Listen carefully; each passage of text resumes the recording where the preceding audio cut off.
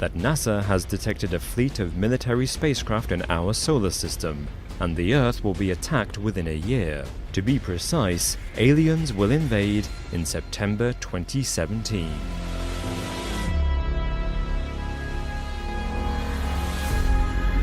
Obama's message was urgent. It came just 2 weeks before the election that would decide his replacement. He needed to set Earth's defense systems in motion before he became a lame duck president. According to reports, Obama wanted Russia and America to work together on a global missile defense network, a shield of ballistic missiles that would be aimed at the sky. These missiles would be ready to launch into any alien craft that entered Earth's orbit and atmosphere. Both Russian and American officials have confirmed their defense systems are inadequate to repel an extraterrestrial threat. Once they land, we are doomed. Obama's fears were based on a set of deep space photographs taken by NASA and analyzed by its top men. They purportedly show a fleet of dozens of spherical spacecraft heading towards Earth. Each ship is several miles wide, big enough to be mistaken for asteroids. This correlates with reports in 2015 that NASA had detected unusual signals between asteroids in our solar system. It now appears those asteroids were alien spaceships. The photographs have never been released, and NASA denies their existence. In fact, there has been no official word on the subject since Joe Biden met with Vladimir Putin. It is perfectly possible that President Obama would approach President Putin to combine military resources. In the ongoing fight against Daesh in the Middle East, Russia and the US have repeatedly insisted on the need to cooperate against a common enemy. Moreover, defending the planet would require the world's superpowers to coordinate their defense systems. However, there is no record that Vice President Joe Biden met with Vladimir Putin in late October 2016, and certainly no evidence that he delivered a message about UFOs. He did give an interview on NBC in mid-October 2016. In it, he said, "We're sending a message to Russia. It will be at the time of our choosing and under the circumstances that have the greatest impact." When he was asked if the public would know about the message, Biden said, "I hope not." Unfortunately for ufologists, Biden made these comments when questioned about how the US government was responding to possible Russian involvement in the presidential election. Furthermore, there is no indication that NASA really has photographs of an incoming alien battle fleet.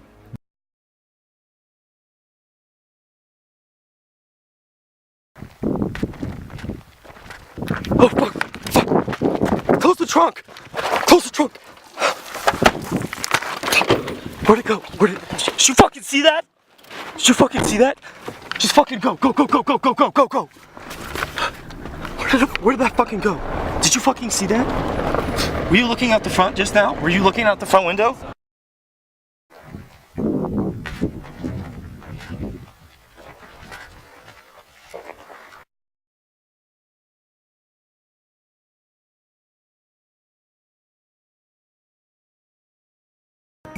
Somebody might be in charge of protecting our planet from an alien invasion or any kind of threat to mankind from an extraterrestrial presence.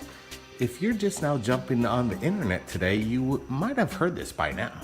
NASA is looking to pay someone about 6 figures to protect us from an alien invasion, according to CNBC. This is kind of breaking news, so we're kind of doing some research on this, and right now, this is kind of getting weird.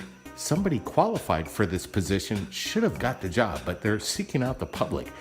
It sounds like a joke, Blake. NASA wants to hire a planetary protection officer?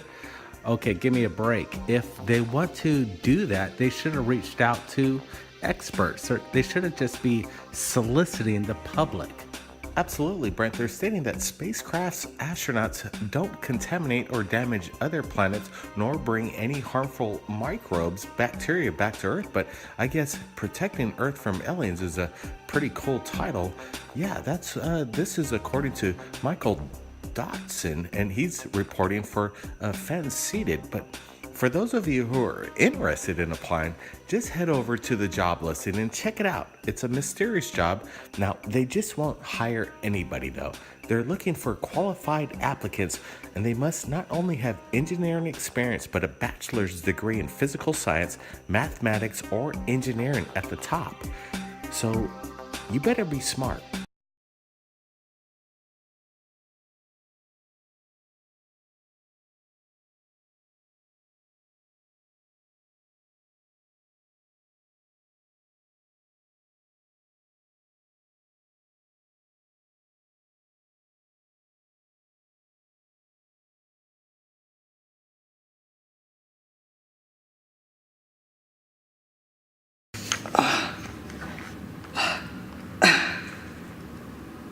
Oh, my head.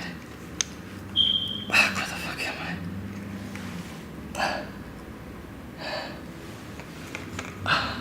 The fuck is that? It's fucking freezing in here. The fuck is that?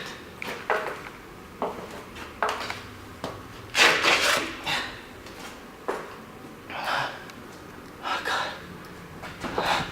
Hello? Hello?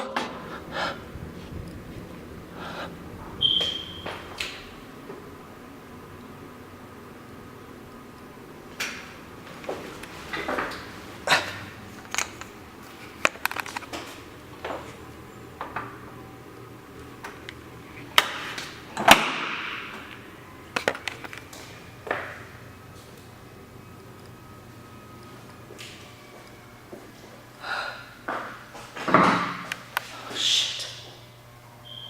I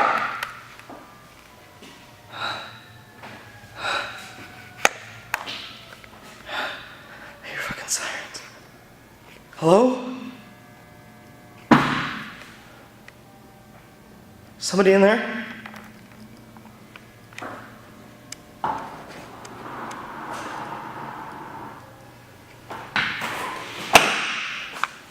Oh, shit.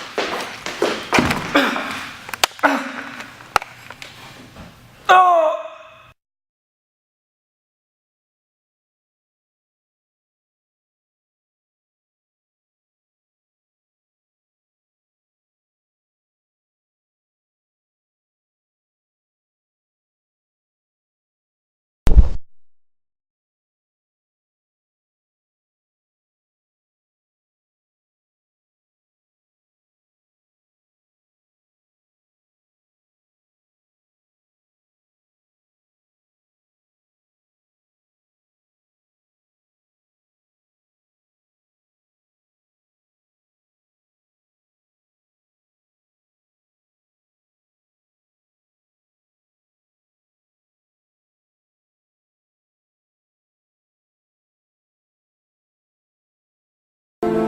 Does the U.S. government have an official protocol to deal with UFOs and extraterrestrials?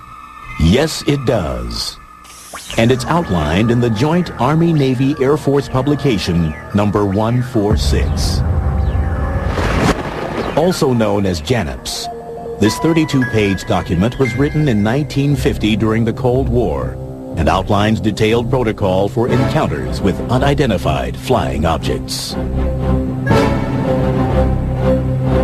Joint Army-Navy Committee realized that America was vulnerable to enemy attack from the air and from space. And so the Joint Chiefs decided to institute an observer corps that was made up not only of military observers but civilian observers in the cockpits of civilian aircraft. So they required, with this official regulation, that commercial crews should report instantly, using radio means, anything that they couldn't identify.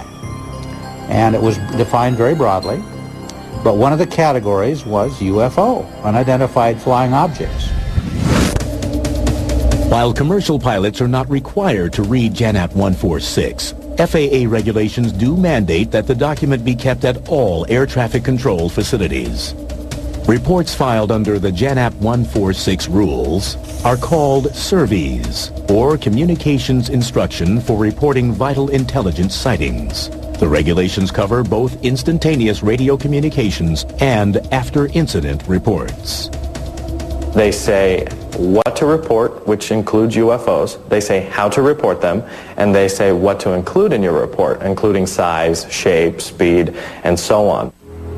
JANAP 146, Subpart 3B, defines how to render size comparisons and provides lists of adjectives to be used. Head of a pin, a pea, a dime, up to baseball, grapefruit, and basketball. Part 104 reads, every effort should be made to substantiate sightings by taking as many pictures as possible. They're clear, concise, to the point, and still current. When it was revised in 1977, UFOs was still in there, still to be reported, and still to this day. And as publicly available FAA recordings show, these encounters do still continue. Visibility 25 miles. According to the regulations, pilots must explain exactly what they see, even when what they see defies explanation. My view of pilots is that they're very high credibility witnesses. They're calm, cool, and collected. They know what they're doing. They're not given to foolishness and hysteria. And that I would listen very carefully to something that a pilot told me. Not subject to the Freedom of Information Act, and they completely 100% deny any existence of UFO records. In fact, in one letter, NORAD tried to tell me they didn't even know what JANAP 146 was.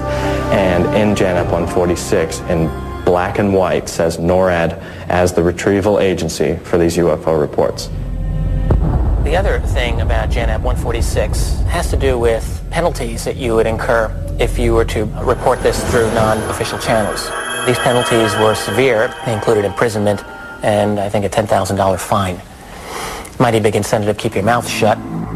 And many believe there are also other forces that limit pilots from making any reports of UFOs.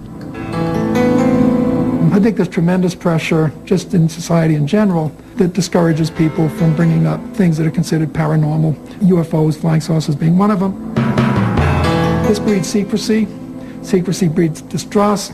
That generates more pressure in this terrible, kind of cycle. To many researchers in the field, this silence is likely a result of what seems to be the primary goal of U.S. government policy on UFOs: secrecy. It seems clear from a lot of the government discussions of the problem of contact that they wouldn't make this known to the public if it happened. The general attitude of the government about not only about UFOs but many other things is just to play it safe and not tell the public what's going on. But many outside the government are increasingly certain that to play it safe, we need a detailed plan to deal with the UFO potential. May 30th, 1995, Nellis Air Force Base, Nevada. August 24th, 1990. Greifswald, Germany. July 6th, 1995. Tirana, Albania. Many researchers believe that with the increasing number of UFO sightings, it is just a matter of time before an irrefutable alien encounter happens. In that case, what plans do we have for dealing with them? What if the aliens are hostile, intent on conquering us? Summer 1952. Washington, D.C. With widespread reports of UFO sightings over the nation's capital, the alien invasion scenario became all too real to the U.S. government. What happened next would impact UFO policy for decades. This included radar observations. This included incursions by multiple phenomenon over the Capitol building, and it definitely raised the concern of the United States Air Force. It was bedlam for a while there. It was 2 weekends in a row where UFOs were seen over the White House. We know that President Truman was very concerned about this. The CIA was absolutely intent on doing something about this problem. In January 1953, the CIA convened a panel of scientists and military advisors to study the UFO issue, headed by H.P. Robertson of the California Institute of Technology. While the Robertson panel unanimously concluded that UFOs posed no direct threat to national security, the panel did suggest a plan for dealing with them. The Robertson panel concluded that it was in the best interest of the United States government to suppress media coverage of UFO sightings. And to do that, they recommended a number of standard propaganda methods. They wanted, first of all, to use ridicule to cast the subject into disrepute. And this was in the context of a training program that they wanted to put out, an educational campaign, which would involve two components, training and debunking. They use the word debunking, and they actually say that the mass media should be employed by the national security apparatus of the United States to control the way the UFO subject was presented. United States UFO policy would continue to evolve. Evidence of this would be found in a report hidden in top-secret files of the Federal Archives for more than 30 years. Known in the UFO community as the Brookings Report, it was prepared for both NASA and the United States Congress. The Brookings Institute report dates from the very end of 1960. And this was something that was conducted on behalf of NASA at the very beginning of the space program. But what is the current policy? Does the U.S. government have a plan? In terms of preparedness, there are not many documents out there to prepare officials for the possibility of a UFO event taking place. But amazingly, there is one such document in the United States. It's called A Firefighter's Guide to Disaster Control, and this is a book that's used in the Federal Emergency Management Agency's National Academy to train firefighters. The second edition of this book came out in 1993, and that book had a chapter on UFOs. Explicitly, what would an emergency specialist do in the event of a UFO-related crisis or disaster? It's really pretty amazing stuff to go into a book that was written under the FEMA umbrella. It would not be remiss to give some thought to the part that fire departments might play in the event of the unexpected arrival of UFOs in their communities. If there is an event like this, the firefighters and the police officers will be the first people on the scene. And they are instructed in this book to get in touch with the military. I don't think they'll be handling it by themselves for too long, but since they are the first ones on the scene, it gives some general guidelines. Among the dangers they listed, I believe, were to aircraft. So the knocking out electrical or navigational equipment was one such danger they indicated. Knocking out communications equipment. You may have engine trouble upon approaching the scene, and radio contact could be lost with your dispatcher. Well, there is definitely a concern about a physical object crashing or somehow impacting populations. Giving specific instructions like do not get too close to the UFO, do not touch the UFO, be prepared for radiation, be prepared for possible psychic effects. It might affect your mind in certain ways. You might feel sick. Some combination of air and ground units should be available to treat potential victims of unexplained aerial phenomena. And then it ends the chapter by outlining a scenario of a UFO crashing in a school. It actually says there are alien bodies there and you have to decide whether to rescue them or what to do with them. What would you do as a firefighter in such a situation dealing with such an unknown phenomenon? With a good plan, good leadership, and adequate resources, you may save many lives in any disaster, including attack from possible enemies.